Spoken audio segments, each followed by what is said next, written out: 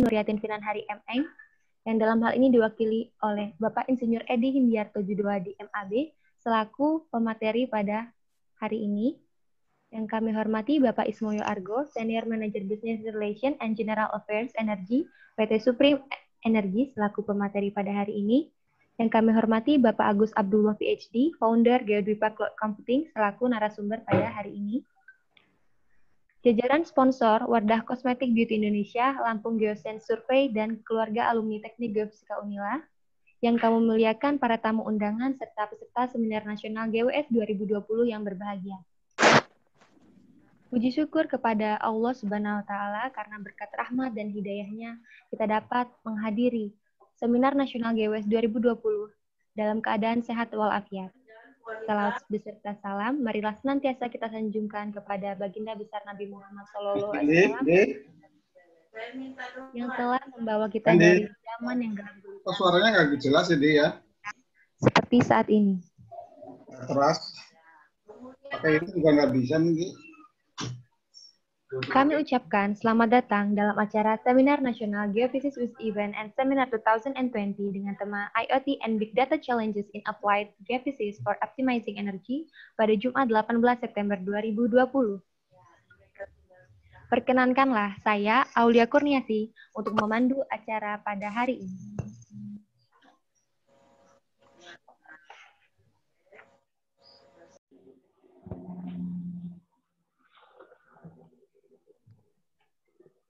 Sebelum memulai acara ke dalam penyampaian materi, saya akan memperkenalkan moderator pada hari ini. Namun sebelum itu adalah acara sambutan-sambutan.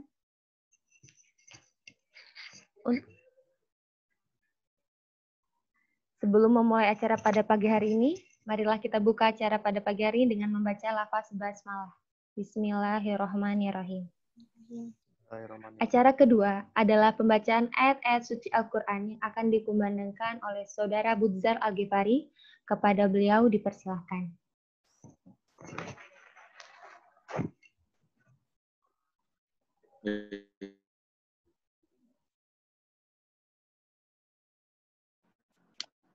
Izin bertanya, apakah suara saya terdengar masuk? Masuk. Ya, terdengar. Oke, baik, terima kasih. Baik, sebelumnya bagi teman-teman yang ingin menyimak, di sini saya akan membacakan Quran Surat Ar-Rahman ayat 1 sampai dengan 16. A'udzu billahi minasyaitonir rajim. Bismillahirrahmanirrahim. Ar-Rahman Allamal Qur'an Khalaqal insan Allamahul bayan. Asy-syamsu wal qamaru bihusban wan najmu wasyajaru yasjudan was-samaa'a rafa'aha alla tatghaw fil mizan wa aqimul wazna bil qisti wa la tuksirul mizan wal aradu wadu'a lil anam fiha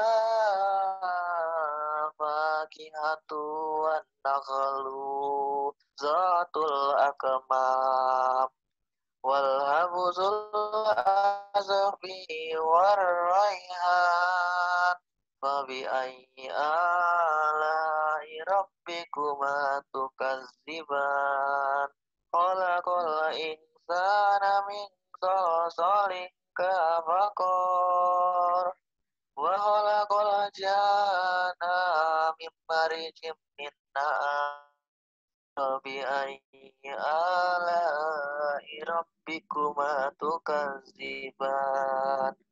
Shadaqallahul azim. Baik, terima kasih kepada teman-teman yang sudah mendengarkan. Saya akhiri, wassalamualaikum warahmatullahi wabarakatuh. Waalaikumsalam. Acara selanjutnya yaitu menyanyikan lagu kebangsaan Indonesia Raya. Untuk hadirin dimohon untuk berdiri.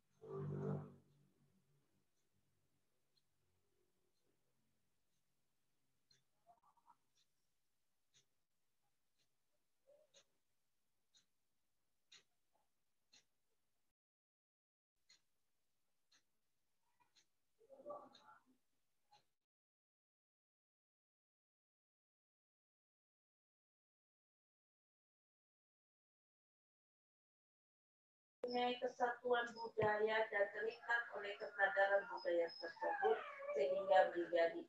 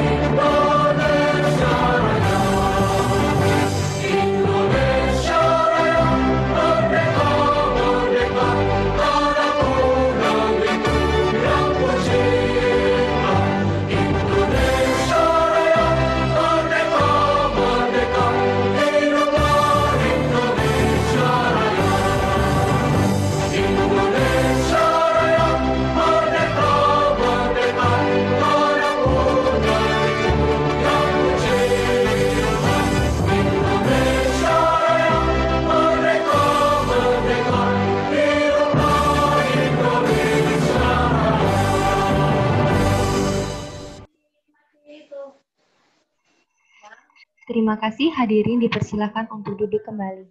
penjajahan itu Belanda ada melaksanakan apa yang disebut dengan politik etis atau politik balas budi.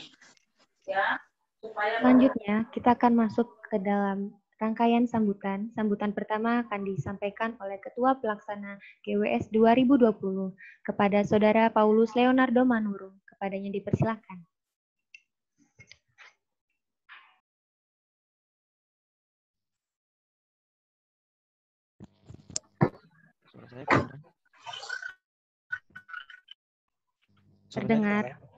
Terdengar. Assalamualaikum warahmatullahi wabarakatuh. Waalaikumsalam Salam sejahtera bagi kita semuanya. Shalom, Om Swastiastu, Namo Buddhaya, salam kebajikan. Yang terhormat, Gubernur Provinsi Lampung, yang pada saat ini diwakilkan oleh Bapak Kepala Dinas Lingkungan Hidup, Bapak Dr. Andus Murni Rijal, MSI. Yang kami hormati, Rektor Universitas Lampung, yang pada saat ini diwakilkan oleh Bapak Profesor Dr. Yulianto, MSI. Yang kami hormati, Dekan Fakultas Teknik Universitas Lampung, Bapak Profesor Suharno, PhD. Dan yang kami hormati, Kepala Jurusan Teknik Geofisika Universitas Lampung, Bapak Dr. Nandi Hairudin. Yang kami hormati, Bapak Ibu pemateri, Ibu Insinyur Ida Nuryatin Finahari MN, Bapak Edi Hindiarto, Bapak Ismoyo Argo, dan Bapak Agus Abdullah PhD, dan juga seluruh peserta yang berbahagia. Pertama-tama, saya ucapkan puji syukur kepada Tuhan atas kesempatan di pagi hari yang cerah ini kita dapat berkumpul dalam rangkaian acara Geophysics Wish Event and Seminar 2020. Hadirin yang berbahagia, adapun rangkaian kegiatan dalam GWES 2020 ini meliputi seminar nasional, lomba paper, lomba poster, lomba desain survei, olimpiade kebumian, dan foto kontes. Perlu saya sampaikan, peserta yang mendaftar dalam seminar nasional ini berjumlah 370 orang dari seluruh perguruan tinggi dan universitas yang ada di Indonesia. Begitu juga dengan rangkaian kegiatan GWES lainnya. Hadirin yang berbahagia, adapun tema seminar nasional ini ialah IoT and Big Data Challenges in Applied Geophysics for Optimizing Energy in Indonesia, yang mana bertujuan meningkatkan pengetahuan kita mengenai optimasi energi baru terbarukan dan juga Internet of Things dan Big Data. Harapan kami semua, acara ini dapat berjalan dengan baik dan lancar. Akhir kata, sekali lagi saya ucapkan terima kasih kepada semua pihak yang telah ikut menyukseskan acara ini. Dan mohon maaf jika ada kata yang kurang berkenan maupun kekurangan dalam acara ini. Wassalamualaikum warahmatullahi wabarakatuh. Salam sejahtera bagi kita semua. Shalom, Om Swastiastu, Namo Buddhaya, salam kebajikan. Terima kasih atas sambutannya.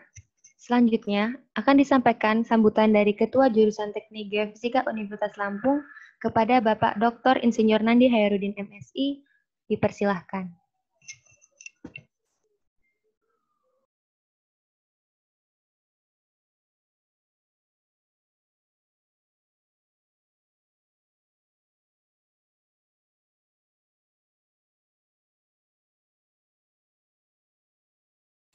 Okay. Bismillahirrahmanirrahim. Assalamualaikum warahmatullahi wabarakatuh. Waalaikumsalam warahmatullahi wabarakatuh. Selamat pagi. Tabi pun. Ya, pun. Alhamdulillahirabbil alamin wassalatu wassalamu ala asyrafil anbiya wal mursalin wa ala alihi washabihi ajmain. Rabbi shrah li sadri wa yassir li amri wahlul 'uqdatam min lisani yafqahu qouli.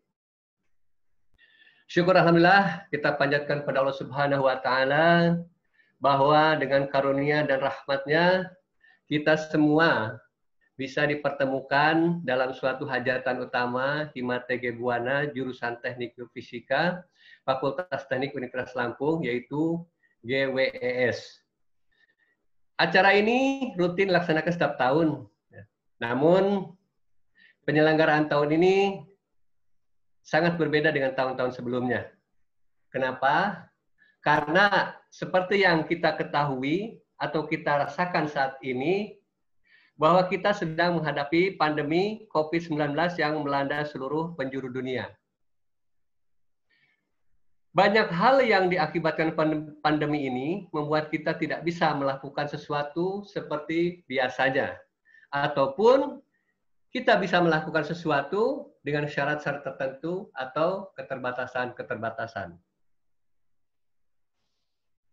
Misalnya, kita tidak lagi bisa bebas berkumpul, berkerumun dalam jumlah besar. Ya. Perjalanan fisik antar tempat harus melewati prosedur-prosedur tertentu, dan sebagainya, dan sebagainya. Bisa jadi karena daerah satu menerapkan PSBB atau lockdown. Ya.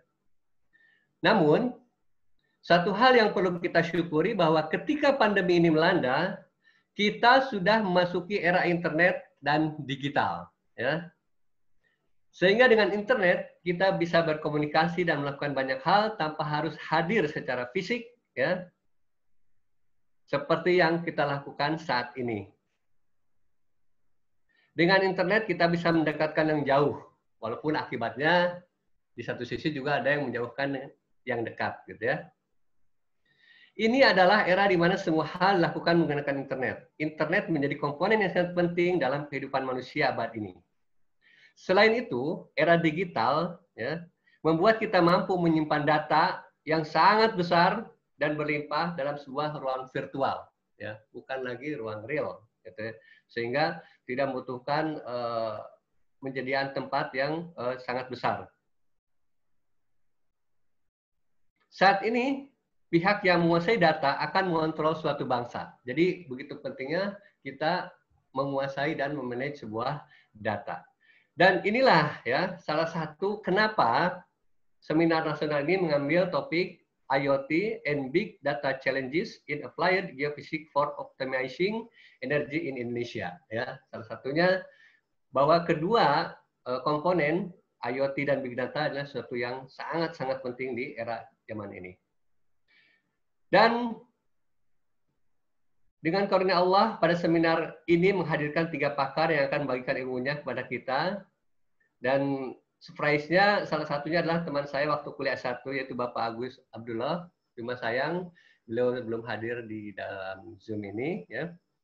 Nah, kemudian kita tahu bahwa berkat internet ini, hal yang dulu sulit, ya, ini hikmahnya dari pandemi ini dan hikmahnya dari internet, yang dulu sulit untuk menghadirkan secara fisik ketiga pembicara hebat ini dalam satu event itu, dan kadang butuh waktu dan biaya yang cukup lumayan, tapi berkat internet hal ini bisa menjadi lebih dipermudah dan dengan waktu yang lebih efisien serta biaya yang lebih rendah. Nah, saya berharap acara seminar dan event GWS ini dapat berjalan dengan lancar dan memberikan manfaat yang sebesar-besarnya, khususnya untuk kita semua dan umumnya untuk bangsa Indonesia yang tiada lelah kita cintai. Ya.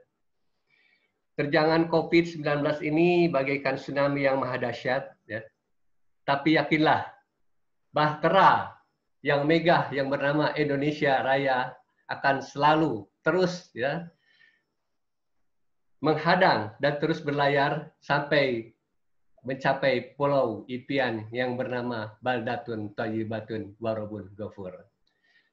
Jayalah Indonesia, tetaplah berjuang generasi bangsa, dan semoga sukses selalu untuk TG Buana.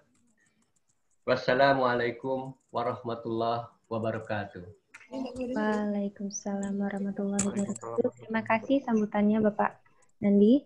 Selanjutnya adalah sambutan sekaligus membuka acara Seminar Nasional GWS 2020 oleh Wakil Rektor Bidang Kemahasiswaan kepada Bapak Profesor Dr. Yulianto MSI, dipersilahkan.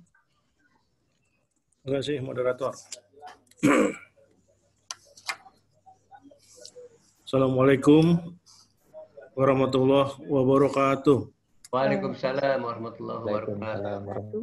Habibun. Ya, Bu. Alhamdulillah. Alhamdulillahirabbil alamin. Wassalatu wassalamu ala asrofil anbiya'i wal mursalin wa ala alihi washabihi ajmain, amma ba'du. Rabbi shrah sadri wa yassir li amri wahlul 'uqdatam min lisani yafqahu qawli. Yang saya hormati Saudara Ketua Himpunan, yang saya hormati Ketua Jurusan teknik apa ini ya? Lupa saya nih. Geofisika. Geofisika. Yang saya hormati Bapak Dekan Fakultas Teknik atau yang mewakili. Yang saya hormati para undangan, terutama Bapak Kepala Dinas Lingkungan Hidup Provinsi Lampung, serta semua peserta kegiatan event Geofisik Week event dan seminar. Puji syukur kita panjatkan kehadirat Allah SWT yang mana pada pagi hari ini kita bisa bertemu dalam satu kegiatan yang sangat ilmiah sekali, yaitu seminar nasional tentang IoT and Big Data Challenges in Applied Geophysics for Optimizing Energy in Indonesia. Membahas persoalan Big Data ini nampaknya memang hal yang paling penting di masa kini, apalagi di saat penggunaan internet yang begitu masif, ditambah lagi kondisi COVID, ini membuat penting sekali ketersediaan data big data tersebut. Saya menyambut baik dan bangga pada jurusan geofisika yang bisa menyelenggarakan kegiatan ini dengan menampilkan para pembicara-pembicara yang cukup handal, dari antara lain Ibu Insinyur Ida Nuryatin Pinahari, kemudian Bapak Ismoyo Agro, dan Bapak Agus Abdullah PSD. Saya berharap beliau-beliau bisa memberikan berbagai materi-materi terkait dengan IoT dan Big Data di bidang geofisika ini, yang mana tentunya ini nanti bisa dikembangkan oleh mahasiswa dalam mengikuti studi-studinya di jurusan geofisika tersebut. Saya berharap dengan adanya seminar ini, wawasan ataupun pengetahuan dari para mahasiswa akan lebih berkembang lagi, akan lebih mampu menumbuhkan temuan-temuan ataupun inovasi-inovasi yang lebih bermanfaat untuk kehidupan masyarakat akan datang. Saya berharap kegiatan semacam ini bisa dilanjutkan dengan berbagai tema yang terkait dengan IoT dan Big Data ini, sehingga tidak terputus hanya pada satu titik tertentu saja, tapi berkesinambungan. Saya mengucapkan selamat kepada para panitia yang sudah bersusah payah untuk menyiapkan acara ini, dan kepada para peserta, saya mengucapkan selamat mengikuti seminar. Semoga mendapatkan hal-hal ataupun pengetahuan-pengetahuan baru berkaitan dengan IoT dan Big Data tersebut. Mudah-mudahan apa yang kita inginkan mendapat barokah dari Allah Subhanahu wa Ta'ala. Amin ya Rabbal Amin. Dengan membaca basmalah, Bismillahirrahmanirrahim, kegiatan Geographic Week Event dan Seminar 2020 saya nyatakan dibuka. Terima kasih. Wabillahi taufiq wal hidayah. Assalamualaikum warahmatullahi wabarakatuh. Waalaikumsalam warahmatullahi wabarakatuh. Terima kasih kepada Bapak Wakil Rektor. Hadirin sekalian, acara yang selanjutnya adalah pembacaan doa yang akan dipimpin oleh Saudara Denta Winardi. Kepada beliau dipersilahkan.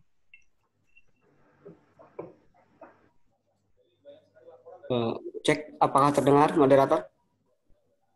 Terdengar. Bismillahirrahmanirrahim. Assalamualaikum warahmatullahi wabarakatuh. Waalaikumsalam warahmatullahi wabarakatuh. Mari kita sejenak mengangkat kedua tangan kita seraya menundukkan kepala untuk merenungkan, memanjatkan doa dan meminta kepada Allah Subhanahu wa Ta'ala agar apa yang kita lakukan dalam kegiatan hari ini diridhai oleh Allah Subhanahu wa Ta'ala. Sebelum memulai, izinkan saya untuk memimpin doa penutup kali ini dengan berdoa menurut agama Islam. Untuk agama yang non-muslim bisa menyesuaikan menurut kepercayaan masing-masing. A'udzubillahi minasyaitonirrajim. Bismillahirrahmanirrahim. Allahumma sholli ala sayyidina Muhammadin fil awwalin wal akhirin wa barik wa radhiyallahu tabaraka wa ta'ala sahabati Rasulillahi ajmain. Hamda syakirin, hamda na'imin, hamda ni'amahu wa yukafihu mazida. Ya Rabbana lakal hamdu kama yanbaghi li jalal wajhikal karim wa li 'azimi sultanik. Ya Allah, ya Rahman ya Rahim. Seminar pada GWS ini sangat besar sekali maknanya bagi kami, terutama menjalin silaturahmi antara sesama manusia. Engkau hadirkan kami di sini tidak lain hanyalah untuk meningkatkan kompetensi pendidikan kami. Oleh karena itu, tanamkanlah sifat Rahman dan Rahim kepada kami agar kami mendapatkan ilmu yang bermanfaat pada hari ini. Ya Allah, ya Tuhan kami, Engkaulah Sang Maha Pengampun. Ampunilah dosa-dosa kami, dosa-dosa para pemimpin kami, dosa orang tua kami, dan hanya kepadamu-lah kami menyembah dan hanya kepadamu-lah kami memohon pertolongan. Berkahilah rangkaian acara GWS pada hari ini, semoga menjadi berkah bagi kami semua, dan semoga Engkau ridho atas acara ini. Rabbana la tuzigh qulubana ba'da idh hadaitana wa hab lana min ladunka rahmatan innaka antal wahhab. Rabbana faghfir lana dzunubana wa kafir anna sayyi'atina wa tawaffana ma'al abrar. Rabbana atina fid dunya hasanah wa fil akhirati hasanah wa qina adzabannar. Bifadli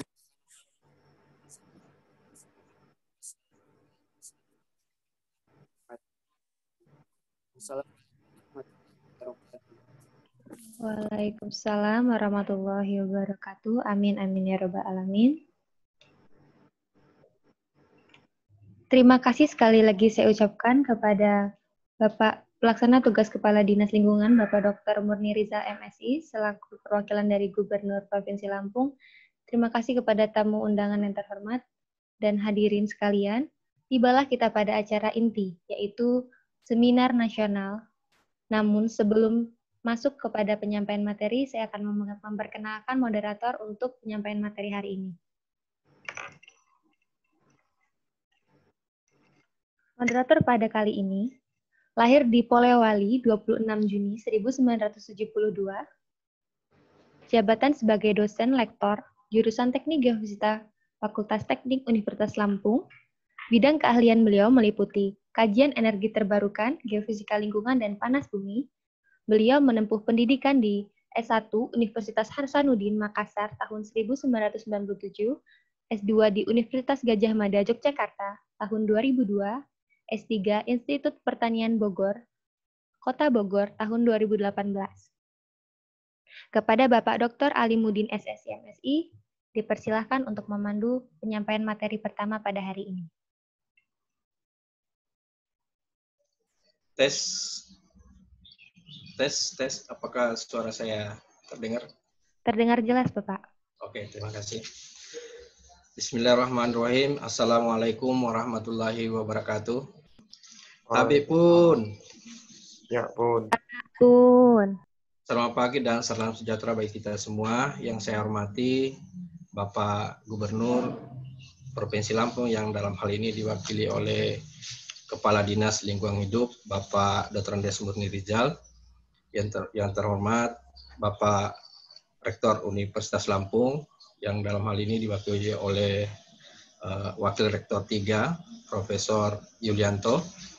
Yang saya hormati Bapak Dekan Fakultas Teknik Profesor Soeharno.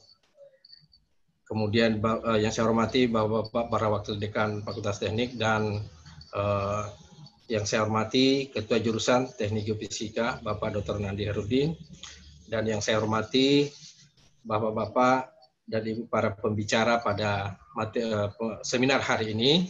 Demikian pula yang saya hormati para hadirin undangan dan peserta seminar. Sungguh berbahagia rasanya, tidak lupa-lupanya kita bersyukur kepada Allah Subhanahu wa taala bahwa pada hari ini kita bisa melaksanakan kegiatan ini dalam kondisi yang demikian di seantero dunia. Namun tidak menyurutkan semangat adik-adik mahasiswa kita untuk menyelenggarakan acara ini. Tentu sangat apresiasi dan saya juga mengucapkan terima kasih atas kepercayaan diminta untuk menjadi moderator pada kegiatan hari ini. Baiklah, tidak berlama-lama. Pada sesi pertama ini sungguh luar biasa bahwa kegiatan seminar ini melibatkan lembaga pemerintah, yaitu dari Direktorat IBTKE, dalam ini Dirjen Panas Bumi, di mana salah satu tema dari materi seminar kita pada hari ini adalah bagaimana IoT dan Big Data ini memiliki peluang yang sangat besar dalam mengoptimasi energi di Indonesia. Tentunya yang sangat konsen sekarang ini digalakan oleh pemerintah adalah energi terbarukan dan potensial yang berhubungan dengan bidang kita tentunya adalah panas bumi.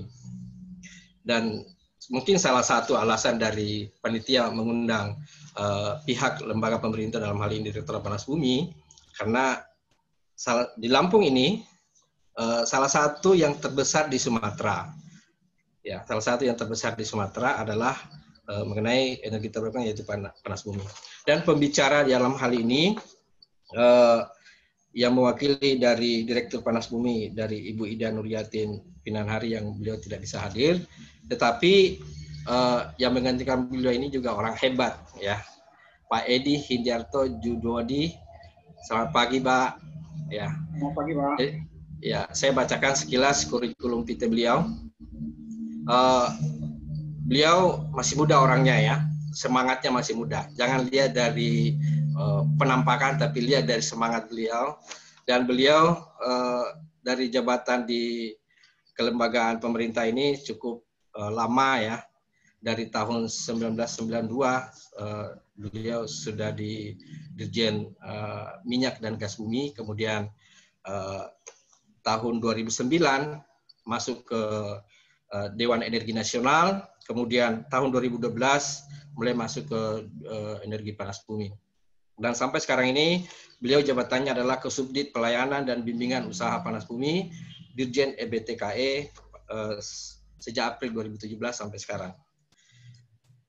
Kemudian beliau S1-nya dari UPN, Veteran Yogyakarta. Ya, ini UPN kalau teknik perminyakannya terkenal banget ini Pak. Kemudian beliau melanjutkan di bidang ekonomi di Publik Setia Lain Jakarta tahun 2010 dan sampai sekarang berkarir di Direktorat Panas Bumi. Saya kira tidak berlama-lama, kami persilakan kepada Pak Edi, kurang lebih nanti mungkin 15 menit Pak pemaparan. Kemudian setelah itu nanti kita akan pemantapan, diskusi dan segala macam. Ya, bagaimana Pak Edi, sudah siap Pak? Insya Allah siap Pak. Oke, waktu dan tempat saya persilahkan kepada Pak Edi untuk menyampaikan materinya. Terima kasih. Baik, bismillahirrahmanirrahim. Assalamualaikum warahmatullahi wabarakatuh. Waalaikumsalam. Waalaikumsalam warahmatullahi wabarakatuh. Pertama-tama kami ingin menyampaikan permohonan maaf dari Ibu Direktur Panas Bumi, Ibu Ida Nuryatin, yang seharusnya akan membawakan materi ini, tapi karena ada kesibukan beliau, sehingga beliau tadi malam baru menugaskan saya untuk mewakili karena ada kesibukan yang tidak bisa ditinggalkan. Jadi baru tadi malam ini Pak saya diperintahkan untuk mewakili beliau. Baik, tentang diri saya mungkin tadi sudah disampaikan oleh Pak Moderator Bapak ini. Mohon maaf Pak, siapa ya Pak? Pak Alimuddin. Pak Ali. Ya, panggil Pak Ali aja, Pak. Oke, Pak Ali. Terima kasih, Pak Ali. Mohon maaf. Untuk selanjutnya kita mungkin langsung ke materi paparannya. Oh ya, tentu saja saya mungkin mengucapkan selamat, mohon izin Pak Kadis ya, Pak Kadis yang tadi ada, Pak Kadis bidang lingkungan ya. Ya, Dinas Lingkungan Hidup, Pak. Dan kemudian para sivitas akademik yaitu Universitas Lampung ya. Iya Pak.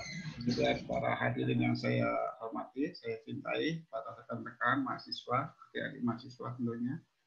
Baik, kita untuk mempersingkat waktu kita langsung ke pokok mungkin ke paparannya ini. Bisa disampaikan, tayangkan paparannya.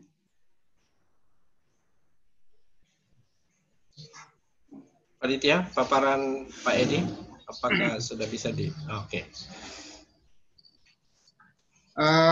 Baik, selamat siang. Saya akan membawakan tentang pengembangan panas bumi di Indonesia dan peran geoscientist dalam eksplorasi panas bumi. Ini yang sebenarnya paparan ini dibuat oleh Ibu Ida yang saya hanya menyampaikan. Lanjut. Next. Ini outline-nya kira-kira, sehingga akan menyampaikan masalah gambaran umum panas bumi seperti apa, ya, sumber daya panas bumi di Indonesia bagaimana, kemudian tahapan kegiatan pengusahaan dan eksplorasi panas bumi oleh pemerintah. Terus ada peran geoscience. Lanjut gambaran umum. Baik ya. Ini peran panas bumi untuk mencapai target. Target ini sebenarnya sudah dituangkan di dalam peraturan pemerintah nomor peraturan pemerintah nomor 9 tahun 2014, di mana dalam hal ini pada tahun 2017 kebutuhan energi khususnya saya akan menjelaskan di sini adalah energi terbarukan yang berwarna hijau di sini. Jadi pada tahun 2017 kita baru pemanfaatannya baru sekitar 7,7% dari energi mix. Ya. Nah di sini kalau kita lihat di tahun 2025 itu sudah harus 23%, artinya masih terlalu jauh gapnya yang harus kita kejar. Kemudian di tahun 2050 adalah target yang ada di dalam PP maupun di dalam peraturan presiden tentang rencana umum energi nasional itu 32%.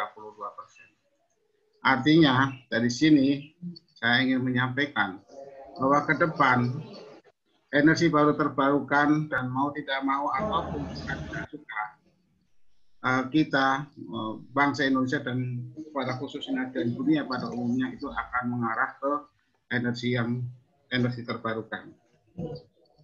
Nah, ini target dari pemerintah. Pada tahun 2020 ini seharusnya untuk panas bumi yang ada di bawah di dalam tabel ini seharusnya targetnya sudah mencapai 3.109 MW harus sudah terbangkitkan. Tapi ternyata saat ini baru sekitar 2.100 MW. Nah, inilah terjadi adanya suatu hambatan, di sini adanya satu gap yang harus kita kejar sampai di tahun 2025. Mana tahun 2025 kita ditargetkan di dalam PP itu sebesar 7.200 MW itu harus sudah terbangkitkan. Nah ini merupakan target yang cukup besar dan kita harus bekerja keras untuk bisa mencapai target itu. Walaupun waktu tinggal beberapa tahun kita tetap harus optimis untuk mencapai target. Lanjut. Aduh. Kamu mau kemana?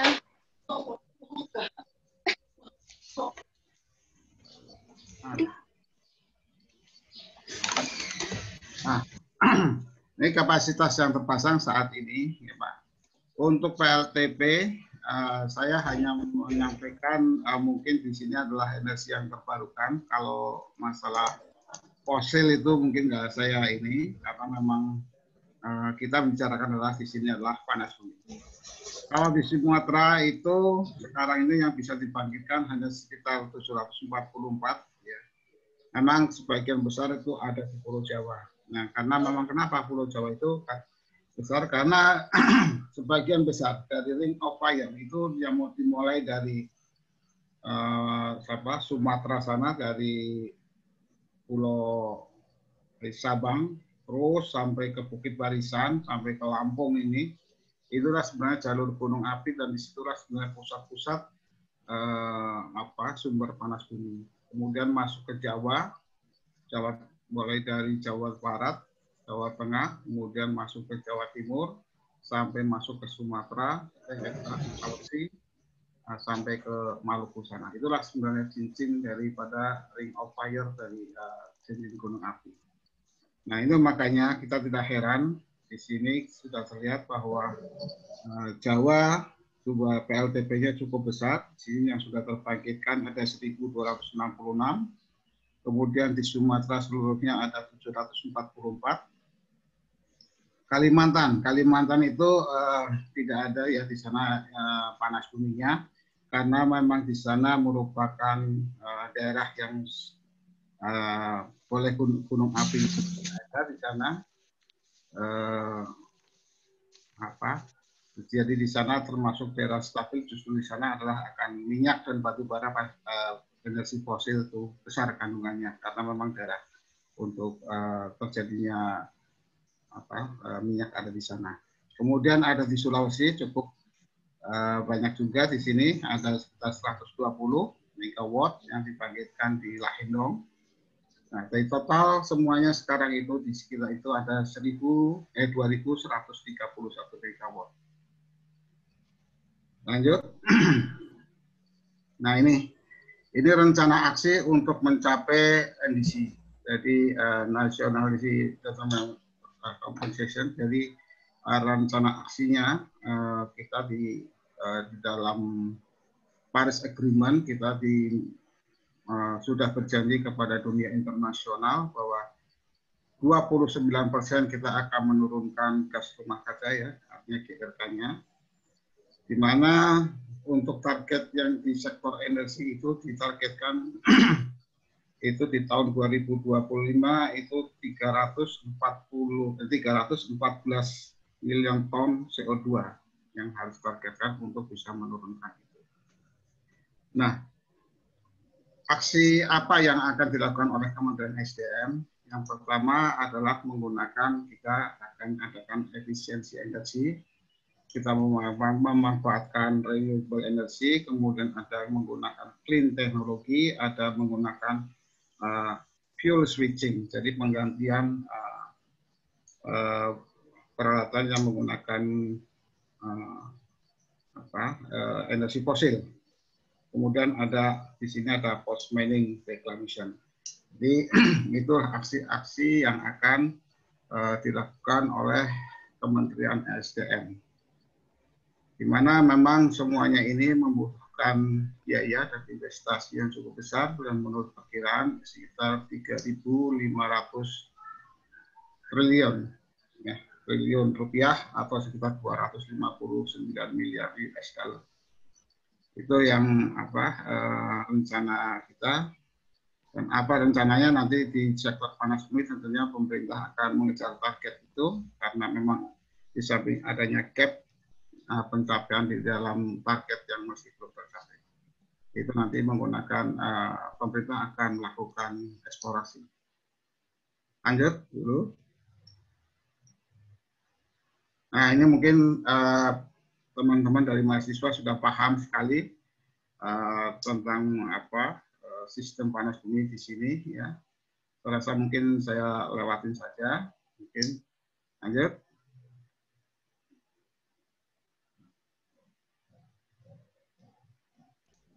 Lanjut. Next.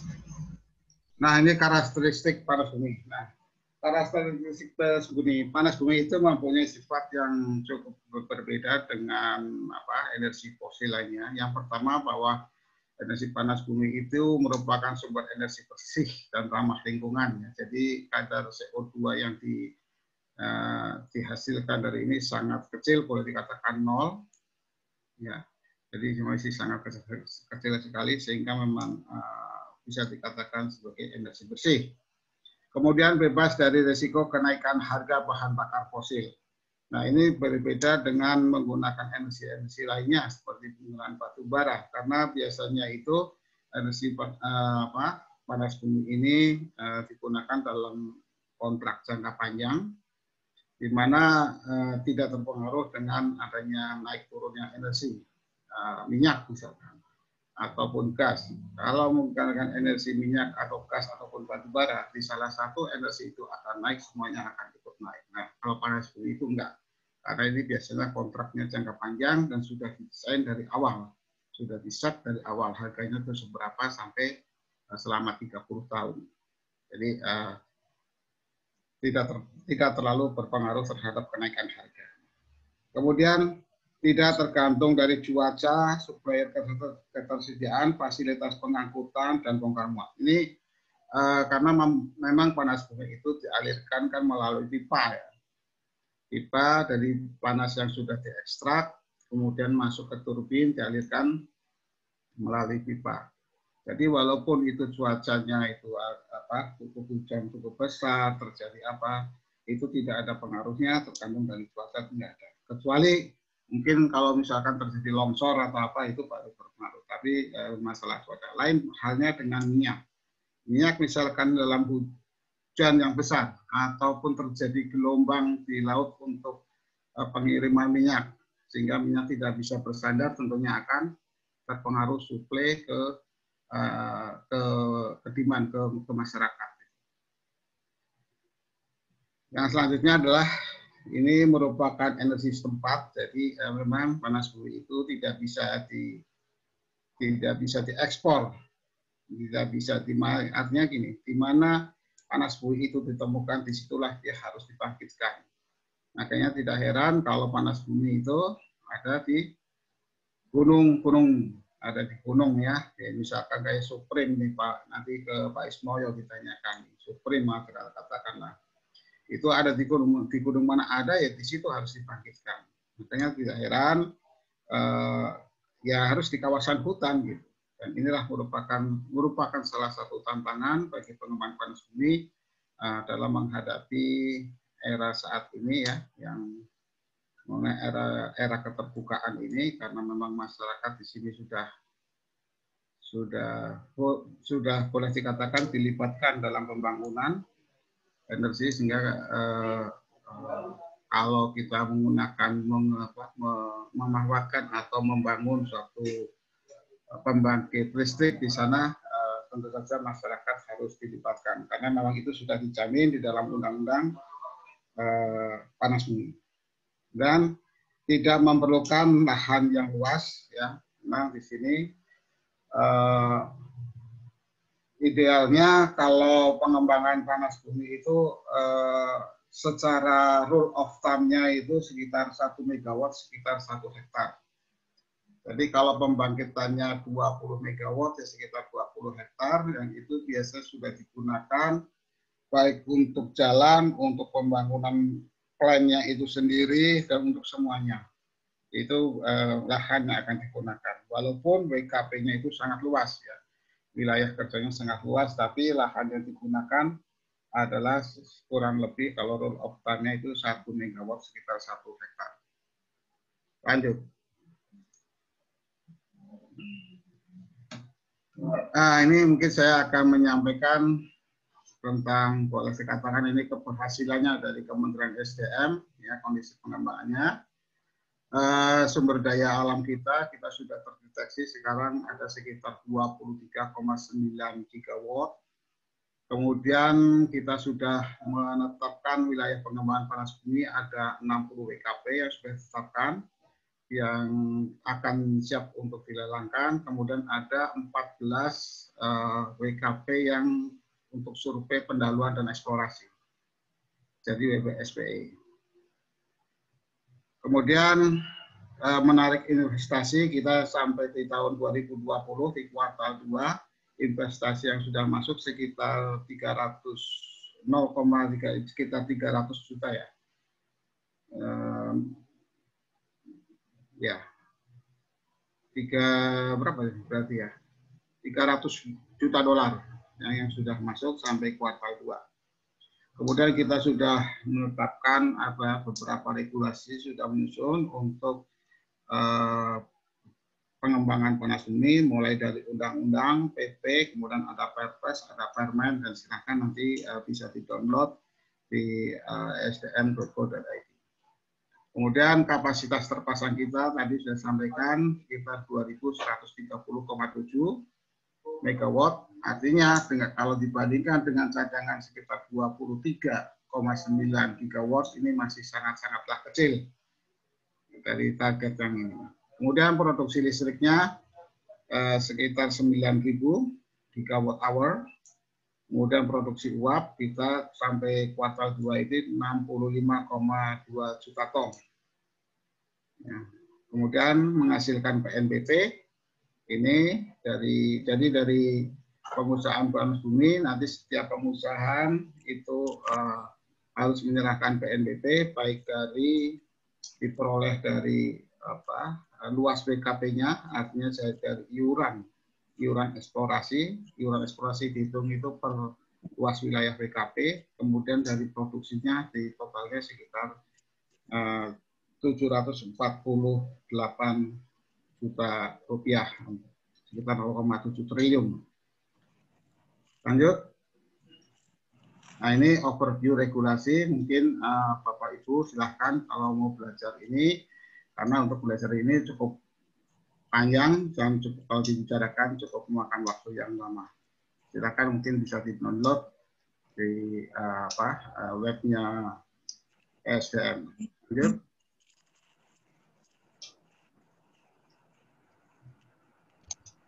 Lanjut panitia, lanjut. Sumber daya, nah ini. Jadi sumber daya kita yang sudah terdeteksi dari hasil surveinya dari Badan Geologi yang ada di Bandung, kita ada 23,9 tadi gigawatt. Ini perinciannya. Di Sumatera itu ada sekitar 101 lokasi, ya. Ada merupakan cadangan. Kita kalau untuk spekulasi dan hipotetik mungkin kita nggak usah kita lihat dulu lah, ya. Yang kita lihat di sini adalah yang sudah berupa cadangan, karena ini sudah bisa khususnya cadangan terbukti yang ini bisa dieksploitasi. Jadi Sumatera itu cukup besar cadangannya, memang yang terbesar di Indonesia itu ada di Sumatera, ada sekitar 1070 megawatt cadangan terbuktinya. Kemudian terduganya ada 1040,7 megawatt dan mungkin sekitar 3.735 megawatt. Ini yang paling besar karena memang Sumatera itu merupakan daerah tadi yang saya sampaikan, merupakan daerah jalur dari gunung api. Dan nomor 2-nya ada di Jawa, mungkin silakan saya rasa ini bisa dibaca sendiri. Lanjut.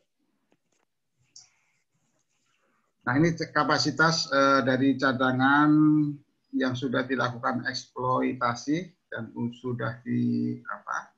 sudah dikembangkan, sudah menghasilkan listrik.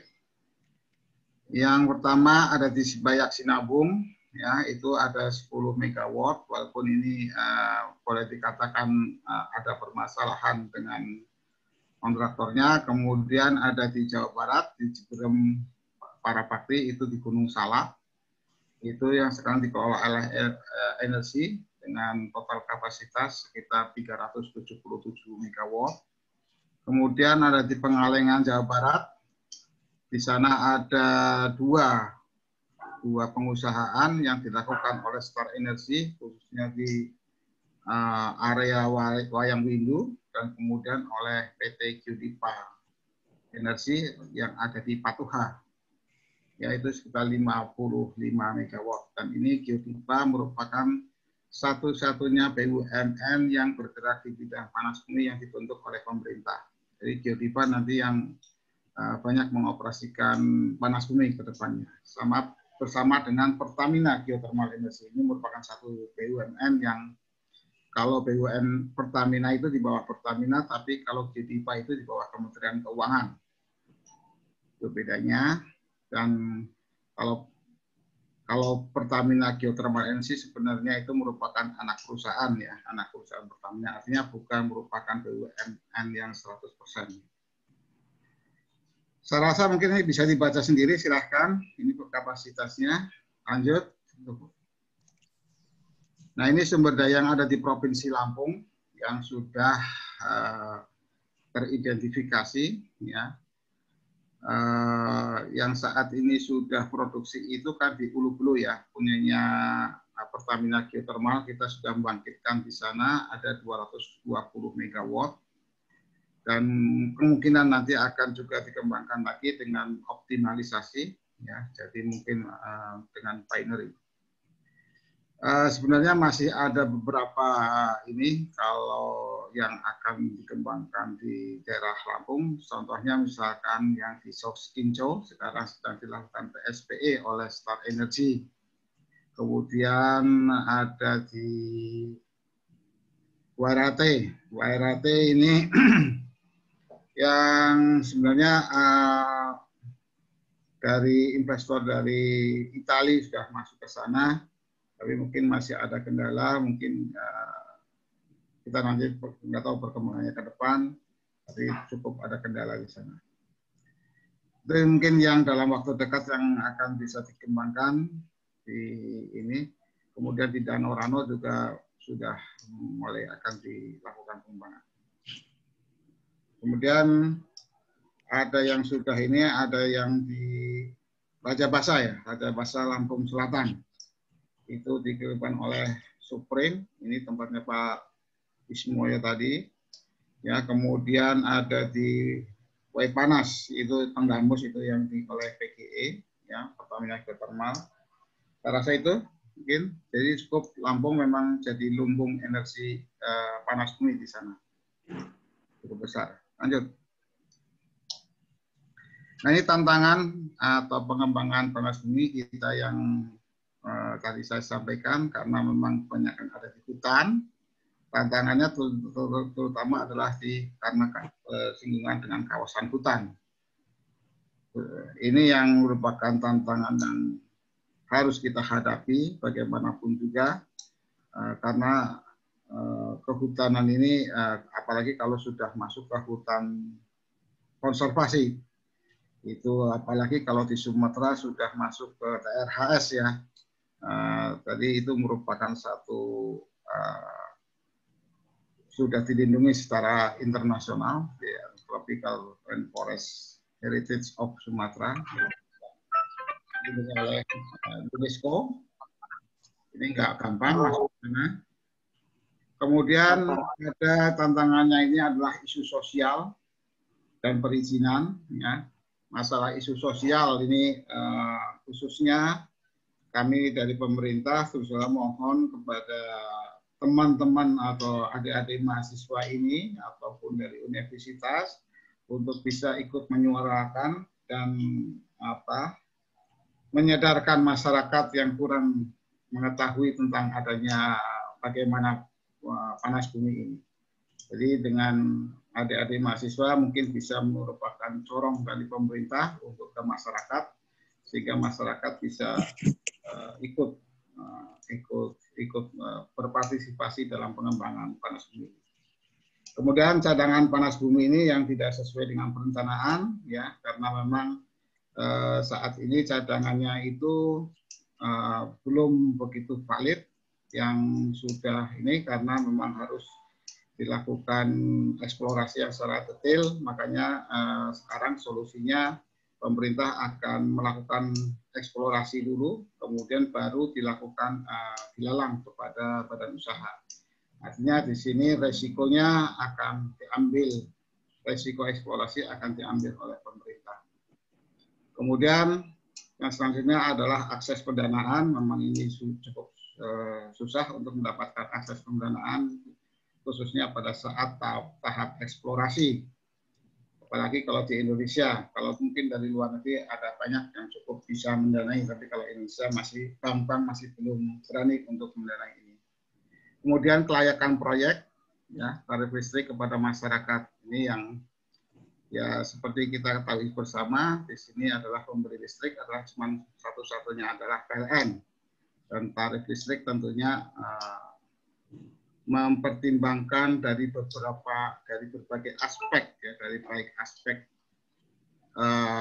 bisnisnya, korporatnya, dari aspek pemerintah, dari aspek masyarakat, ini yang harus kita pertimbangkan, sehingga kadang-kadang sulit untuk menentukan, dan ya kami dari pemerintah harus sebijaksana mungkin untuk bisa bagaimana tetap berkembang, tidak membebani PLN, agar terjangkau oleh masyarakat dan kelayakan bagi badan usaha juga tercapai. Lanjut. Ini strategi percepatannya, karena memang tadi saya sampaikan 23% di tahun 2025. Kita sekarang sudah menyiapkan tentang insentif, ya, beberapa insentif. Insentif itu baik insentif perpajakan, insentif fiskal maupun non fiskalnya. Kemudian melakukan eksplorasi panas bumi hingga pengeboran dalam rangka peningkatan kualitas data wilayah panas bumi yang ditawarkan kepada badan usaha. Inilah yang akan dilakukan eksplorasi oleh pemerintah. Jadi resiko eksplorasi diambil oleh pemerintah setelah pemerintah rencananya akan melakukan pemboran sampai 2 slim hole dan 1 sumur standar hole, setelah diketahui untuk mendapatkan cadangan terbukti. Setelah itu baru dilalangkan kepada badan usaha, sehingga kepastian tentang waktu ada, sehingga risikonya akan lebih kecil, dan kemudian kalau risiko kecil tentunya harga akan lebih turun dan bisa terjangkau oleh masyarakat. Kemudian kita juga akan melakukan sinergi BUMN. Ya. Kita sekarang sedang membahas sinergi BUMN, baik itu dengan PLN, dengan PGE, ataupun PLN dengan Jodipa, di mana semuanya itu adalah untuk bisa menurunkan harga. Tentu saja kalau BUMN ini mungkin returnnya akan lebih kecil dibandingkan dengan perusahaan swasta atau pada usaha lainnya.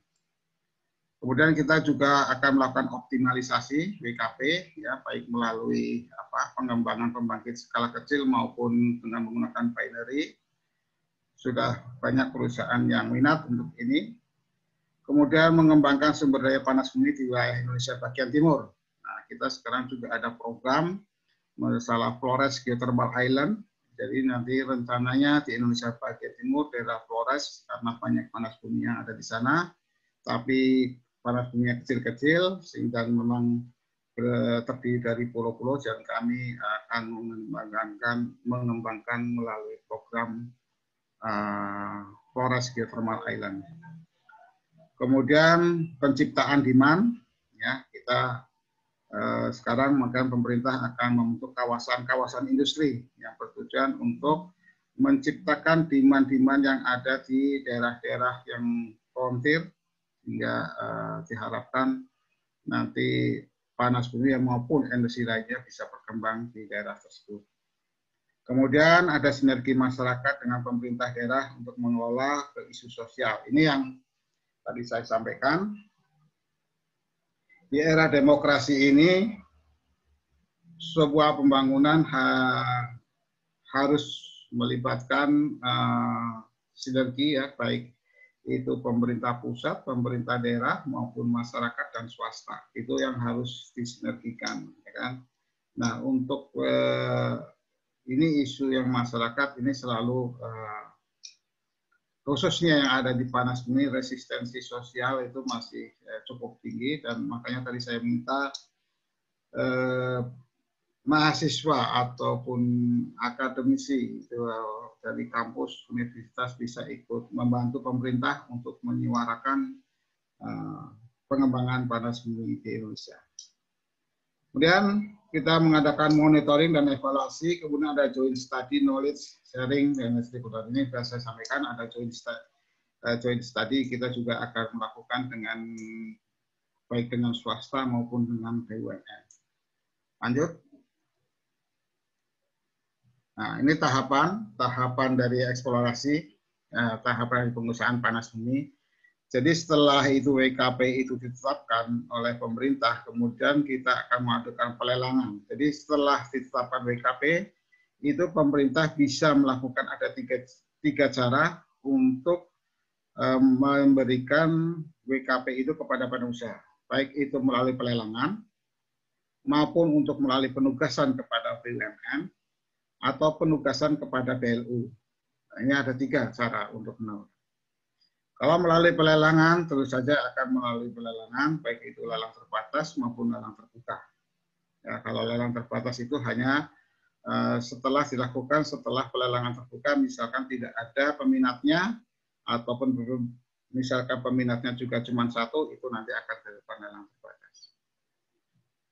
Nah, penugasan kepada BUMN ini memang sudah diperintahkan dalam undang-undang. Kita bisa dari pemerintah bisa langsung menugaskan kepada katakanlah kepada Jodipa ataupun kepada Pertamina Holdingnya, ya, bukan PGE-nya tapi Pertamina Holding. Bisa itu ditugaskan kepada BUMN.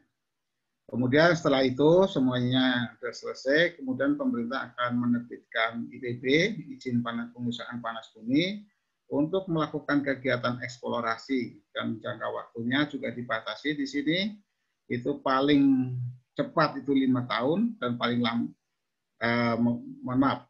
eksplorasinya bukan paling cepat, tapi eksplorasinya sesuai undang-undang itu pembatasannya 5 tahun dan bisa diperpanjang 2 kali 1 tahun. Artinya paling lama di sini adalah 7 tahun. Kalau di bawah 5 tahun, kalau bisa semakin bagus. Artinya nanti masa eksploitasinya akan lebih lama.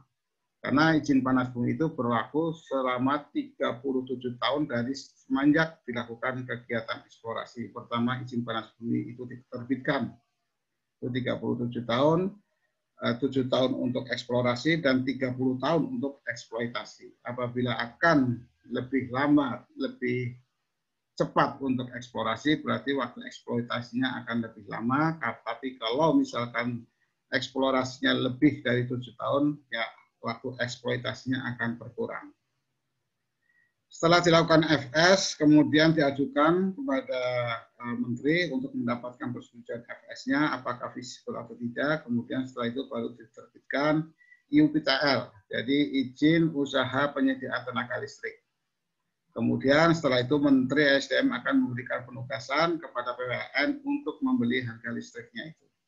Setelah itu, setelah ada penugasan kepada PLN dan badan usaha sudah memiliki IUPTL, kemudian disitulah bisa terjadi pembicaraan atau negosiasi ataupun mengadakan perjanjian jual beli listrik PJBL.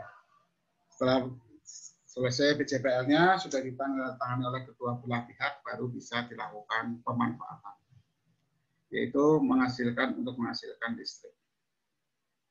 Lanjut. Ini sudah undang-undang, tahapan pengusahaan panas bumi ada 3 tahap, yaitu eksplorasi, eksploitasi, dan pemanfaatan. Ini yang membedakan dengan minyak. Kalau minyak hanya ada eksplorasi dan eksploitasi, ya, kemudian langsung diproduksi. Tapi kalau di panas bumi ini harus sampai ke pemanfaatan. Karena memang di dalam undang-undang yang baru ini semuanya adalah total project. Jadi siapa yang memiliki WKP itu harus melakukan eksplorasi, eksploitasi, kemudian sampai membangkitkan tenaga listrik. Itu yang ada di undang-undang. Jadi memang resikonya panas bumi itu jauh mungkin lebih besar dibandingkan dengan energi lainnya. Lanjut.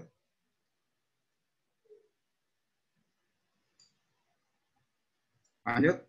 Nah, ini proses bisnisnya mungkin tadi sebenarnya sudah saya sampaikan sedikit, ya, artinya sudah saya sampaikan proses bisnisnya, alurnya seperti itu. Ya, setelah itu ada melalui lelang, mungkin bisa dibaca sendirilah, ini prosesnya ini nggak begitu sulit karena memang seperti itu prosesnya. Lanjut. Lanjut. Nah, ini penambahan data geoscience, ya. Ini yang sekarang pemerintah yang sedang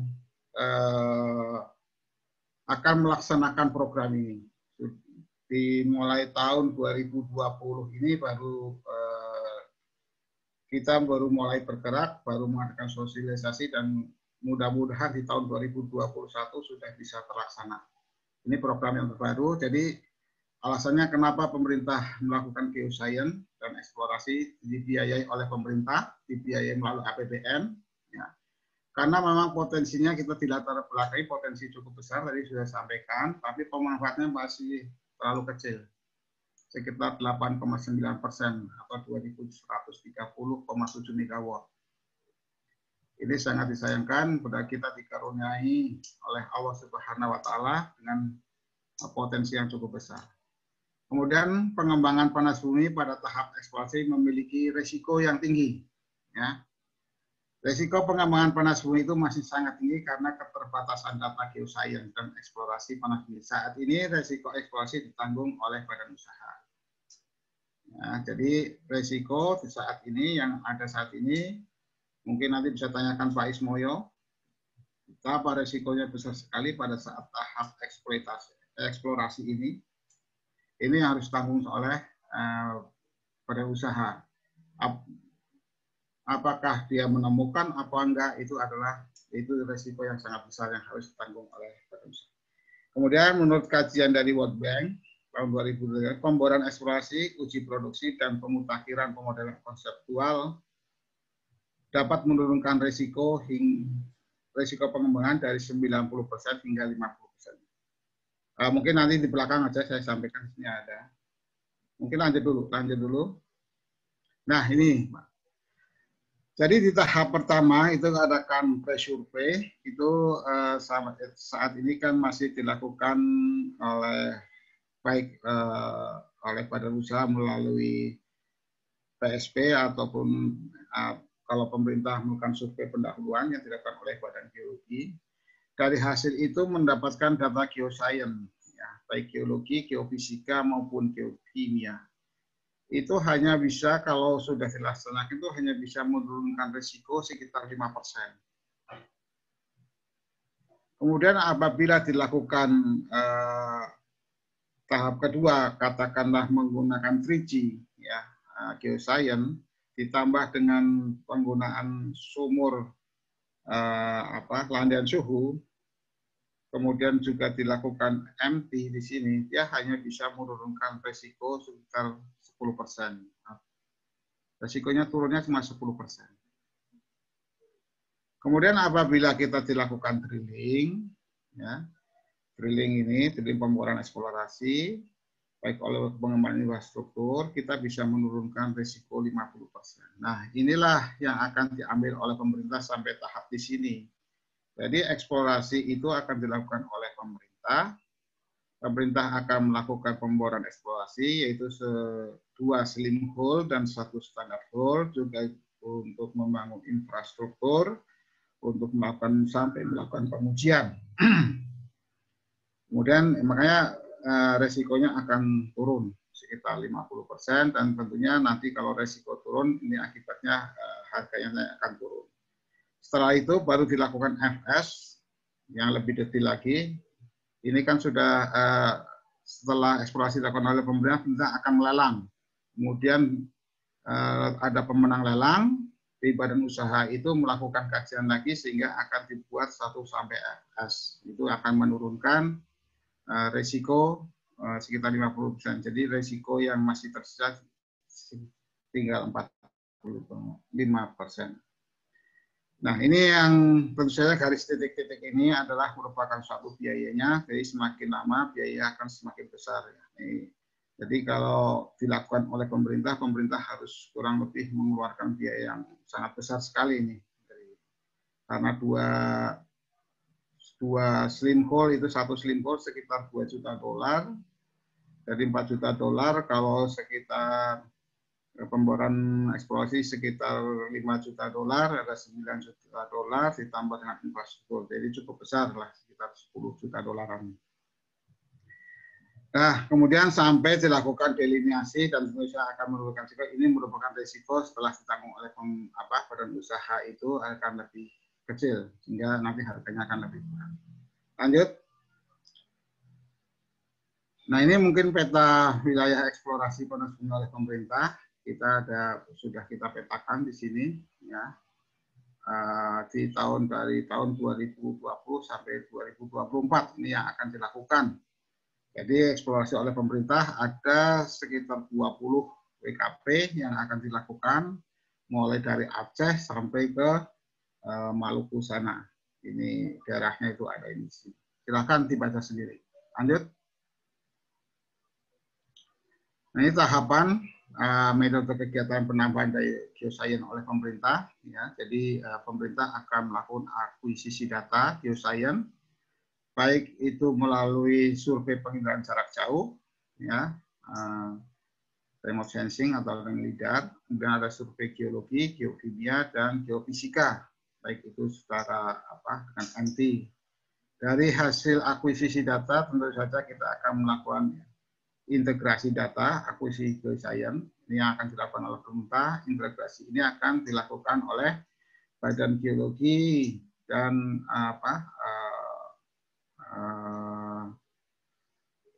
jadi akan dilakukan oleh Badan Geologi. Kemudian dari hasil itu akan dilakukan evaluasi, semuanya Badan Geologi, analisa konseptual model, kemudian sampai melakukan pemboran, sumur eksplorasi, kemudian sampai kompresi sumur. Itu dilakukan oleh, jadi dalam eksplorasi yang dilakukan oleh pemerintah di sini, yang di depan itu adalah nanti Badan Geologi akan melakukan semuanya, kemudian akan dibantu oleh PLU, ya, EPTKE, ya, jadi pusat PLU-nya. Kemudian dari EBTKI sendiri akan mensupport baik melalui pendanaannya maupun melalui sosialisasinya, melalui perizinannya nanti yang dari Dirjen EBTKI yang akan jadi semuanya akan terintegrasi.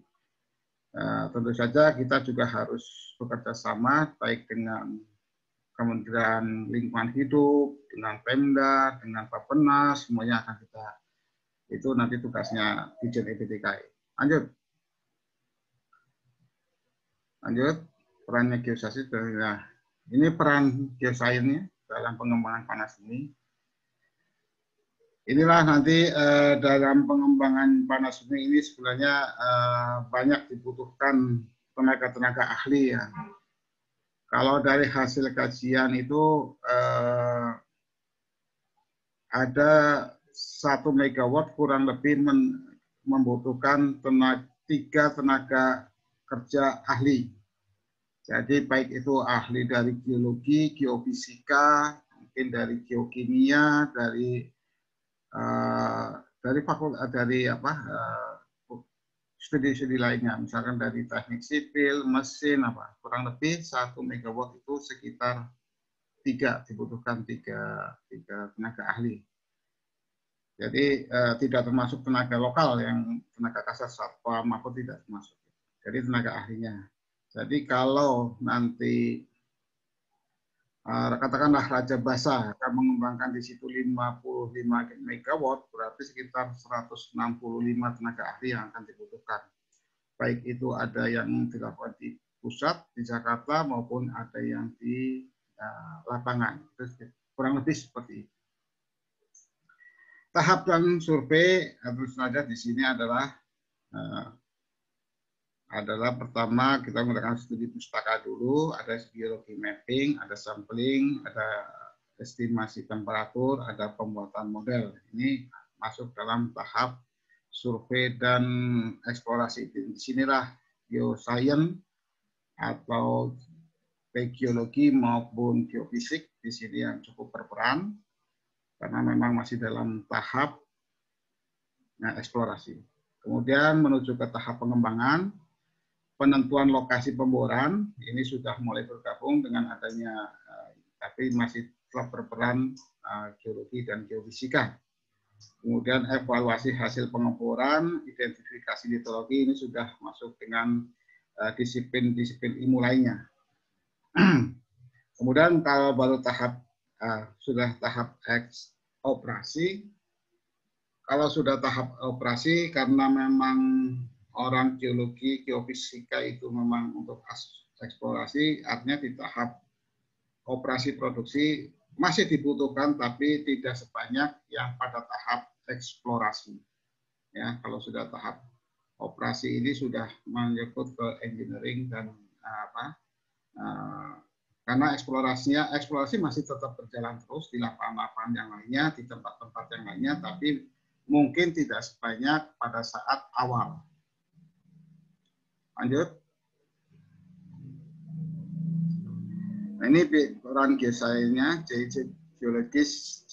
geologis kalau sesuai dengan SKN SNI atau SKKNI-nya kita menggunakan untuk geologi adalah pemetaan struktur geologi, ini tugasnya orang geologi, menganalisa sistem hidrologi, analisa mineral dan identifikasi sistem panas.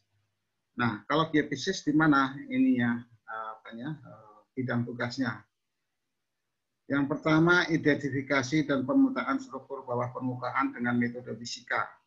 Nah, kemudian ada parameter yang diukur, antara lain adalah densitas batuan, magnetisme batuan, resistivitas batuan, dan elastisitas batuan. Ya, digunakan gaya berat nih densitas ini, sehingga nanti akan diketahui batuan itu hot rocknya di mana. Jadi konseptual modelnya sudah bisa dibuat dengan menggunakan analisa dari geologis dan geofisik. Nah, tentu saja dari geokemis, kimianya, kita sampling fluidanya hingga bisa menentukan apakah fluidanya itu nantinya kira-kira asam atau basa. kemudian analisa pemetaan fluidanya seperti apa, dan identifikasi senyawanya kimianya seperti apa, kandungannya apa, gitu kan. Nah, ini semuanya ini dari hasil geologi, geofisika, dan geokimia tentu saja akan menurunkan atau menghasilkan konsep model yang kemudian dilanjutkan ke tahap well targetingnya seperti apa. Lanjut. Nah, ini mungkin yang bisa saya sampaikan. Terima kasih. Wassalamualaikum warahmatullahi wabarakatuh. Ya, terima kasih Pak Edi. Materinya ya sudah tersampaikan. Bagaimana pemerintah di dalam mengambil kebijakan-kebijakan di dalam pengembangan panas bumi. Jadi mungkin ini pesertanya mayoritas mahasiswa sepertinya ya. Baik dari, saya sapa dulu dari beberapa perguruan tinggi yang menghadiri, yang hadir di dalam kegiatan kita ini ada dari Universitas Hasanuddin Makassar, kemudian ada dari mana lagi nih ya? Ada dari apa tadi ya? UNM ada juga ya. Kemudian ada ULM. ULM ini dari mana ya? Lampung Mangkurat ya? Ya. Para peserta silahkan nanti mengajukan juga di chat pertanyaannya, di chat room. Kemudian saya juga mungkin mempersilahkan kepada para peserta untuk open mic ini, silahkan yang ingin mengajukan langsung pertanyaan. Ini kesempatan ini, bagaimana nanti yang pertama ya, yang harus mungkin paling penting untuk kita di kampus adalah karena peran dari Direktorat Panas Bumi ini adalah seperti yang disampaikan tadi, memiliki regulasi dan mendorong para pengusaha untuk melakukan investasi di bidang panas bumi. Nah, mungkin ada beberapa hal yang terkait dengan kegiatan kita di kampus adalah kesempatan dan peluang bagi mahasiswa kita, dan untuk pertama melakukan kerja praktek, yang kedua untuk penelitian, terutama untuk penelitian skripsi. Biasanya kesempatan itu tidak selalu dapat ya. Nah, yang paling penting sebenarnya juga di dalam melakukan penelitian adalah peluang adanya data. Nah, kadang-kadang mungkin ada data yang bisa dimanfaatkan di kementerian atau di lembaga pemerintah seperti di Direktorat Panas Bumi, yang bisa digunakan untuk bidang penelitian skripsi mahasiswa kita atau bidang penelitian dosen yang tentunya itu memiliki regulasi tertentu bagi pemerintah seperti apa yang bisa kita manfaatkan. Karena kadang-kadang kesulitan kita itu Pak, kalau misalnya perusahaannya lagi tidak bisa diakses ya, karena di situ sudah ada mahasiswa yang lain sehingga kesempatan untuk mahasiswa yang lain belum boleh masuk, sementara penelitian mahasiswa kita harus berjalan terus. Ya, mungkin ada data-data yang sebelumnya sudah pernah dilakukan, digunakan atau dimanfaatkan atau diperoleh, itu bisa kita manfaatkan untuk penelitian mahasiswa kita. Itu sebagai pengantar. Kemudian terkait dengan topik ini sebenarnya luar biasa adik-adik sekalian. Silahkan bagi para peserta yang mau ini, silahkan mic-nya di mute ya. Silahkan mengajukan nama siapa yang ingin mengajukan pertanyaan. Ini mungkin ada satu saya baca dari chatroom ya. Ini ada dari Intan Permata ya.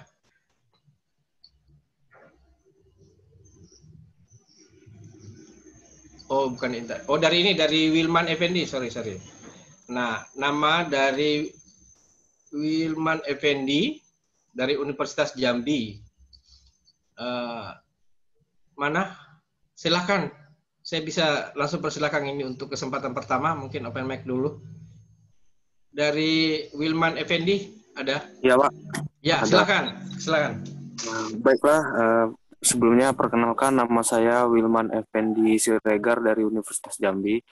ingin bertanya kepada pemateri, mengapa Indonesia belum menjadi negara yang segani dengan negara lain, sementara potensi geotermal di Indonesia itu besar. Apa kendalanya? Itu aja Pak, terima kasih. Ada lagi? Kita buka dulu 3 pertanyaan sesi pertama ini. Adik-adik mahasiswa, ada lagi pertanyaan?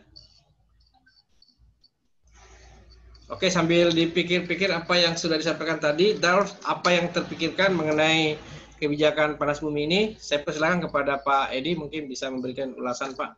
Jadi, ya. Baik, tadi pertanyaannya mengapa Indonesia menjadi negara yang belum disegani ya dalam ini? Ya. Ini disegani dalam konteks apa ya? Kalau dalam konteks energi, khususnya yang ada di panas bumi, mungkin bisa saya sampaikan bahwa panas bumi sekarang Indonesia itu di peringkat kedua. Ya, jadi peringkat pertama masih Amerika, kedua Indonesia, yang ketiga Filipina. Nah, sebelumnya di tahun 2018 kita masih di nomor 3. Jadi nomor pertamanya itu Amerika, kemudian Filipina, kemudian Indonesia. Di tahun 2019 ini kita sudah menyusul. Artinya kita cukup di sini pengembangan energi panas bumi di Indonesia cukup berhasil, cukup besar. Walaupun memang ya kita karena walaupun ini maksudnya pengembangan panas bumi itu membutuhkan investasi yang sangat besar ya. Jadi memang cukup susah, sedangkan harga memang sudah di-cap dibatasi oleh pembeli yaitu PLN, dan itu merupakan satu-satunya pembeli. Itu memang panas bumi itu lebih untuk mencapai itu mungkin kalau dibandingkan dengan migas mungkin lebih bagus migas ya, lebih enak karena migas itu harganya sudah merupakan harga internasional. Jadi nggak bisa dijual di sini, dijual tempat lain masih bisa. Tapi kalau panas bumi ini untuk menghasilkan listrik, ya yang mau beli ya harus PLN. Itu yang. Tapi memang itu tadi mungkin sudah disampaikan saya kendala-kendala di dalam pengembangan panas bumi. Mungkin di slide nomor berapa ya tadi ya? Di slide nomor berapa nih? Coba mungkin bisa tayangkan 15 ya. Panitia tolong ditayangkan slide 15 punya Pak Edi tadi.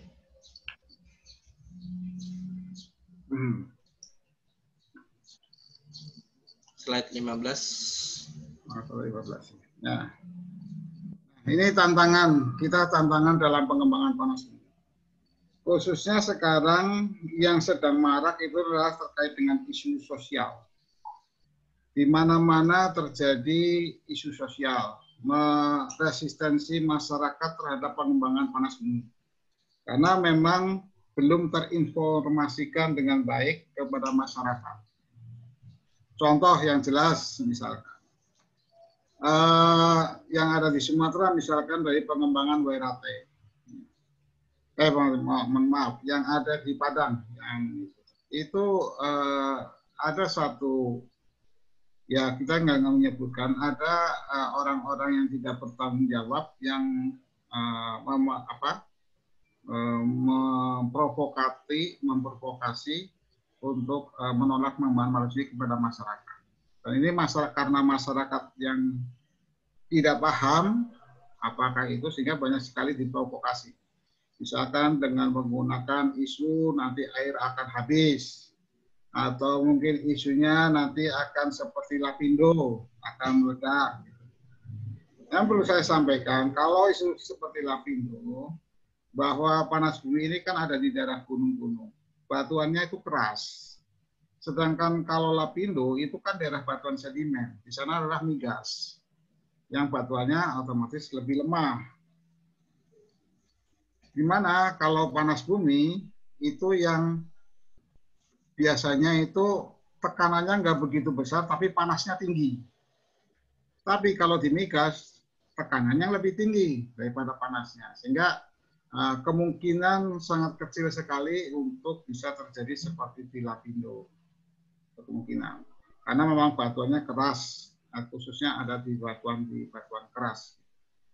Itu lain sekali. Kemudian ada isu lagi, misalkan nanti air akan habis sehingga masyarakat akan kekurangan air. Nah, itu yang digunakan masyarakat itu air yang dalam kedalaman berapa? Nah, ini yang perlu mungkin adik-adik mahasiswa kalau ada seperti ini bisa menjelaskan ke masyarakat. Ya, air yang digunakan untuk sumur masyarakat itu paling kedalamannya sekitar 20-25 meter. Sedangkan panas bumi tadi adalah kedalaman paling enggak sekitar 2000 meter di bawah permukaan. Nah, itu sehingga dan itu kan harus melalui lapisan impermeable, ya, sehingga tidak mungkin akan mempengaruhi air untuk konsumsi rumah tangga lah, konsumsi masyarakat. Saya rasa itu. Itu yang memang ini yang harus kita sadarkan bersama kepada masyarakat, ya. Jadi yang kedua mungkin masalah kelayakan tadi yang sudah saya sampaikan. Kalau dalam pengembangan panas bumi kan apapun juga pengembangan energi ataupun pembangunan harus melibatkan 3 sektor tentunya, baik masyarakat, badan usaha maupun pemerintah. Ya, pemerintah bisa pemerintah pusat, bisa pemerintah daerah. Nah, itu menyangkut nanti keekonomiannya. Nah, inilah yang kalau di panas bumi ini yang masih terkendala khususnya masalah terkait dengan harga, ya, karena memang di sini menyangkut ya banyak pertimbangan yang harus ini. Kalau terlalu tinggi nanti subsidinya juga terlalu besar. Kalau harganya terlalu tinggi juga masyarakat nggak subsidi untuk pemerintah kepada ini juga terlalu besar. Kemudian kalau terlalu rendah ya pemerintahnya juga terlalu, ya itu banyak pertimbangan yang harus diinilah. Sehingga itulah kendala-kendala kita atau tantangan yang harus kita hadapi, dan saat ini kita juga selalu berupaya untuk merumuskan yang terbaik bagaimana pengembangan panas bumi di Indonesia. Kita tentu saja melihat dari ketiga aspek, yaitu aspek pemerintah, aspek masyarakat, dan aspek badan usaha. Saya rasa itu. Terima kasih, Pak. Ya, terima kasih Pak Edi. Jadi mungkin tadi jawaban dari Pak Edi untuk Mas Wilman Effendi bahwa pengembangan panas bumi di Indonesia ini kenapa belum bisa sedahsyat negara lain, ya. Ya memang kalau dilihat dari potensi yang ada kita itu kan dari berapa tadi 24 ya kurang lebih 24 gigawatt. Ya, yang baru termampatkan baru sekitar kalau dilihat dari ini existing adalah 3.194 megawatt. 2000, Pak. 2000 ya, 2000 sekian ya. 2130. 2100 ya. 2100. Nah, kalau sebenarnya kalau adik-adik sekalian kalau Anda membaca data di sumber EBTKI sendiri dari tahun 2015 itu waktu saya masih penelitian, kebetulan penelitian saya Pak Edi itu adalah salah satunya adalah kebijakan pengembangan panas bumi, dan saya sempat mewawancara dulu beliau Pak Direktur Pak Yunus Saiful Haq. Kendala-kendala memang salah satunya adalah sosial masyarakat, ya. Jadi salah satu kendala terberat. Nah, adik-adik sekalian kita buka lagi siapa kira-kira bisa langsung, ya. Jadi terutama mungkin yang terkait pemanfaatan data ini Pak Edi, yang kalau misalnya ada satu daerah yang sudah ditetapkan WKP, ya, kemudian tadi kalau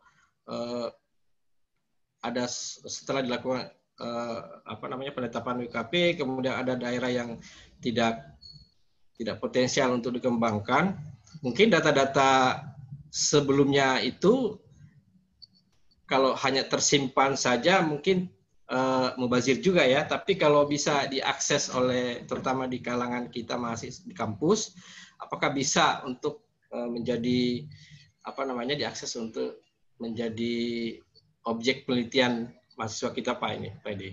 Ini sambil menunggu para peserta ini Pak Edi. Baik. Terima kasih Pak. Jadi kalau masalah data, kalau sudah dalam WKP itu artinya dia sudah ada badan usaha yang mengusahakan di situ. Ya. Artinya di situ data memang milik pemerintah. Dan di situ pemerintah sudah mengatur. Di situ ada yang data umum, ada yang data terbuka, ada yang tertutup. Nah, itulah kalau yang mungkin kalau yang masih bersifat umum itu kan bebas kita publish di web lah ya. Nah, kalau masalah data yang tertutup, kalau misalkan dari mahasiswa akan melakukan penelitian bisa saja, tapi kan juga harus ada perjanjian di seluruh kerahasiaan data. Jadi ada perjanjiannya, daripada itu tidak akan disebarkan kemana karena itu merupakan takutnya akan dimanfaatkan oleh pesaing dari badan usaha lain. Itu yang itu nanti ada yang harus ditandatangani, ada kondisinya lah gitu.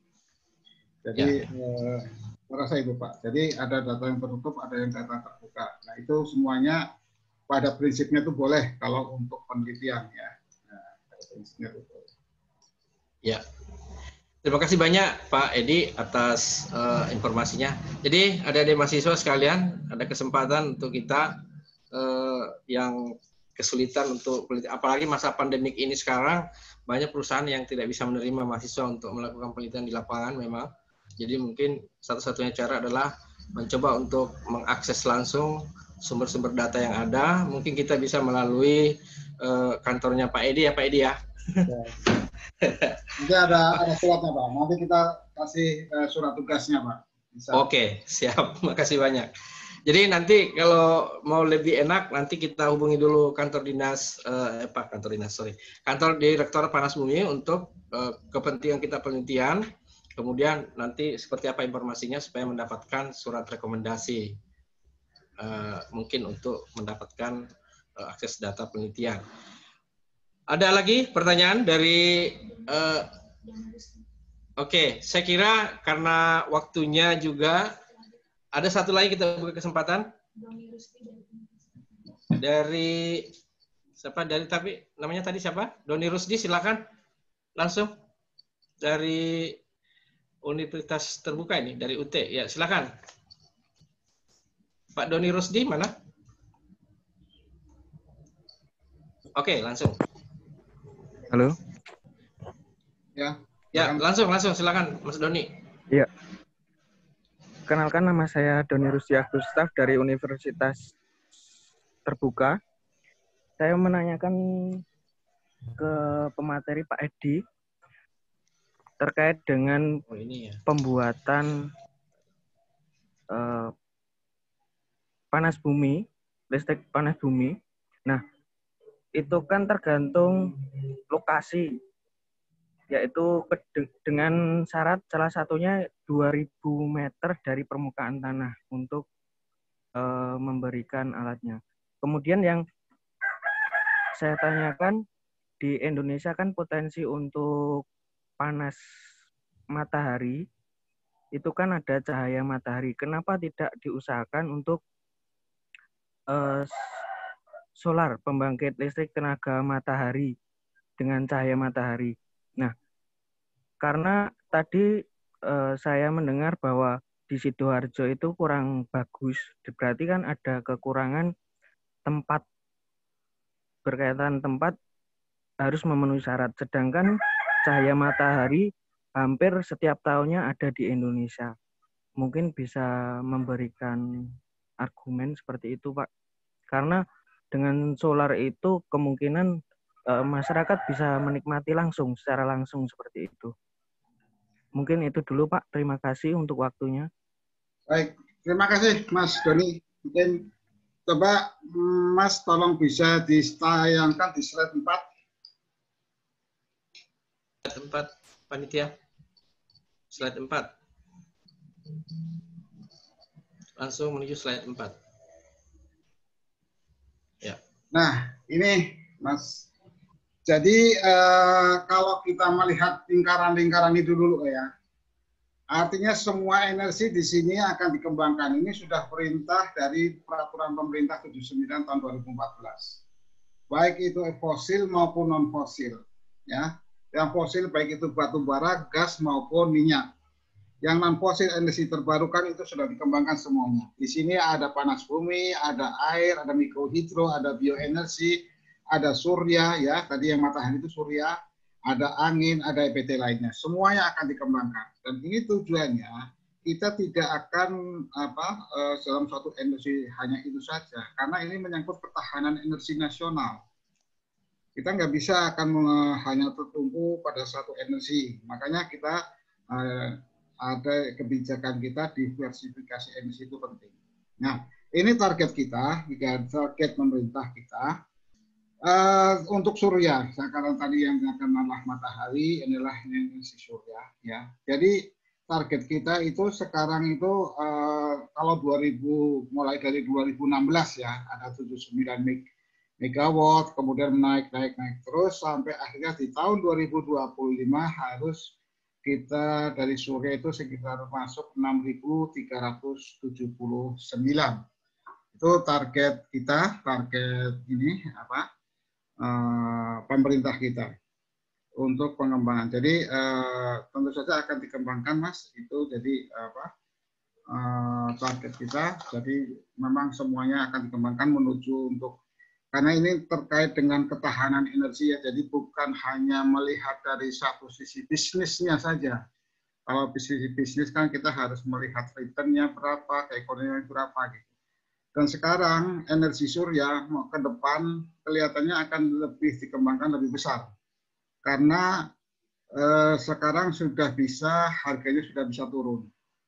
Dari yang semula tinggi sekali pada waktu tahun 2016 itu, 2015 itu mungkin sekitar harganya 30 sen US dollar per kWh-nya.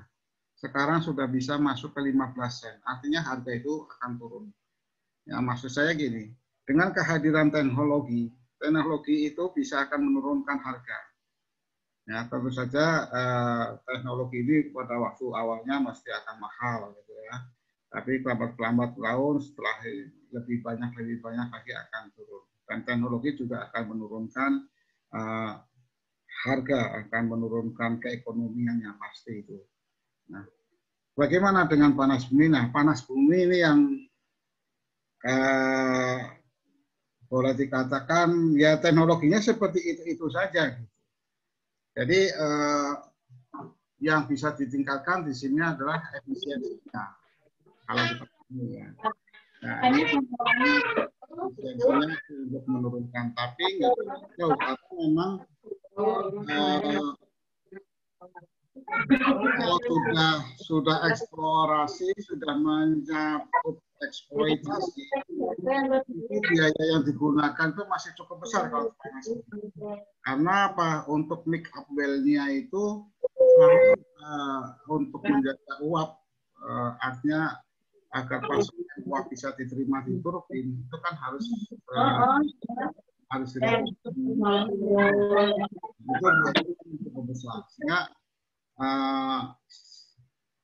ya saya nggak tahu nanti ke depannya bisa-bisa energi surya bisa mengalahkan panas bumi dan energi yang lainnya. Tapi untuk saat ini memang teknologinya harganya masih cukup tinggi.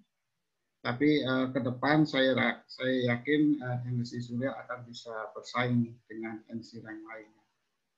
Ya, kita di tahun 2016 masih sekitar 30 sen, sekarang sudah bisa 15 sen, artinya sudah turun 15 sen. Ya, ke depannya tentu saja akan bisa lebih bersaing dengan energi yang lain. Saya rasa itu, Pak Edi, karena mengingat waktu, jadi masih ada materi berikutnya. Kita untuk sesi ini, untuk materi dari Pak Edi Hindiarto Yudodi, kita cukupkan sampai sini. Kami mengucapkan terima kasih kepada Pak Edi dan atas nama dari Universitas Lampung mengucapkan apresiasi dan terima kasih kepada Direktorat Panas Bumi yang sudah berkontribusi hadir dalam kegiatan seminar kita yang dalam hal ini diwakili oleh Pak Edi untuk memberikan atau menyampaikan materi pada seminar yang diselenggarakan oleh mahasiswa TG Buana. Sekali lagi terima kasih Pak Edi. Terima kasih Pak. Salam hormat kami kepada Ibu Direktur. Semoga pada kesempatan lain bisa hadir di Universitas Lampung ketika masa-masa COVID sudah selesai, karena potensial Lampung untuk dikembangkan menjadi lumbung panas bumi cukup bagus ya. Terima kasih sekali lagi Pak. Terima kasih kepada panitia dan terutama juga kepada peserta yang sudah, mohon maaf kalau ada pertanyaan atau ada yang mau bertanya belum sempat diberikan kesempatan. Saya kembalikan kepada panitia. Assalamualaikum warahmatullahi wabarakatuh. Waalaikumsalam. Waalaikumsalam warahmatullahi wabarakatuh.